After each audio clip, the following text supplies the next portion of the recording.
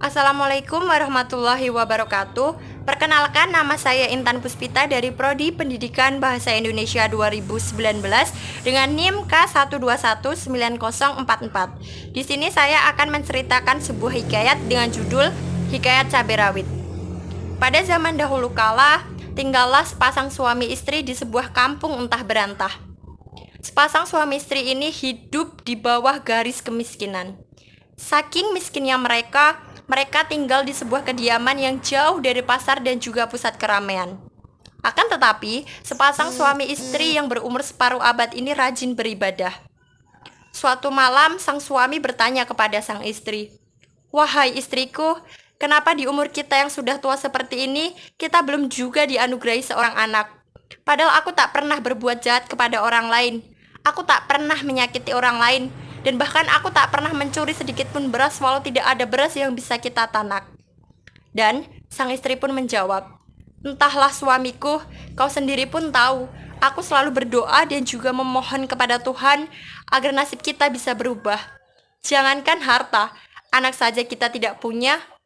Apakah Tuhan terlalu membenci kita karena kita terlalu miskin?"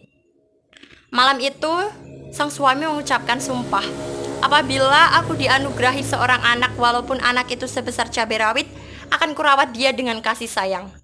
Sumpah tersebut pun diamini oleh sang istri. Bulan berganti, sang istri merasakan sakit di dalam perutnya. Dan di sebuah subuh yang dingin lahirlah seorang anak. Betapa bahagianya sepasang suami istri ini.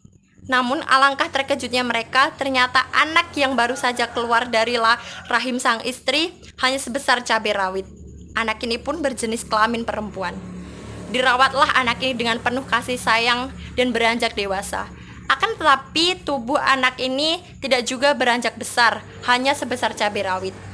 Untuk itulah anak ini diberi nama cabai rawit. Untuk mencukupi kebutuhan keluarga, sang ayah harus bekerja di pasar. Dan tak ketinggalan pula cabai rawit membantu ayahnya di pasar. Suatu ketika, sang ayah jatuh sakit dan akhirnya meninggal. Sang ibu tubuhnya lemas karena dimakan usia. Mau tak mau cabai rawit harus menggantikan posisi ayahnya untuk dapat mencukupi kebutuhan keluarga. Ketika akan berangkat di pasar, ketika sampai di perempatan jalan, cabai rawit bertemu dengan seorang pedagang beras. Dan pedagang beras pun tuh mendengar sebuah suara, "Wahai pedagang beras, berhati-hatilah sedikit. Jangan sampai ban sepedamu melindas tubuhku. Bisa menangis ibuku nanti." Berhentilah pedagang beras tersebut mencari di manakah asal suara tersebut. Namun pedagang beras tidak menemukan siapapun. Suara itu kembali terdengar.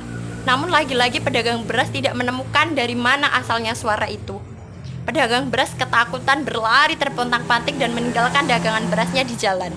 Tanpa menyia-nyiakan kesempatan, cabai rawit pun mengambil sedikit demi sedikit beras untuk ia bawa pulang dan diberikan kepada ibunya. Keesokan harinya, hal serupa juga terjadi kepada pedagang ikan. Pedagang ikan juga mendengar suara, akan tetapi tidak mendengar wujudnya. Pedagang ikan tersebut pun meninggalkan dagangan ikannya di jalan tersebut. Tanpa menyia-nyiakan kesempatan, cabai rawit pun memapah perlahan ikan-ikan tersebut dan membawanya pulang. Begitulah hari-hari dilalui oleh cabai rawit. Cabai rawit tak pernah sampai di pasar. Ia selalu saja berhenti di perempatan jalan maupun di pertengahan jalan dan selalu menemukan pedagang-pedagang yang meninggalkan dagangannya. Mulai dari pedagang yang meninggalkan beras, ikan, pakaian, dan juga bahkan emas. Keluarga yang dulunya hidup miskin sekarang bergelimang harta. Tentulah ini menimbulkan kecurigaan di kalangan warga sekitar. Dan akhirnya terungkap bahwa suara tersebut adalah berasal dari seorang anak yang hanya sebesar cabai rawit. Dan ibu pun mengakui bahwa dulunya ia pernah mengucapkan sumpah dengan sang suami apabila ia dikaruniai seorang anak yang sebesar cabai rawit, dia akan merawatnya dengan kasih sayang. Sekian hikayat yang bisa saya ceritakan. Semoga dapat bermanfaat. Terima kasih. Wassalamualaikum warahmatullahi wabarakatuh.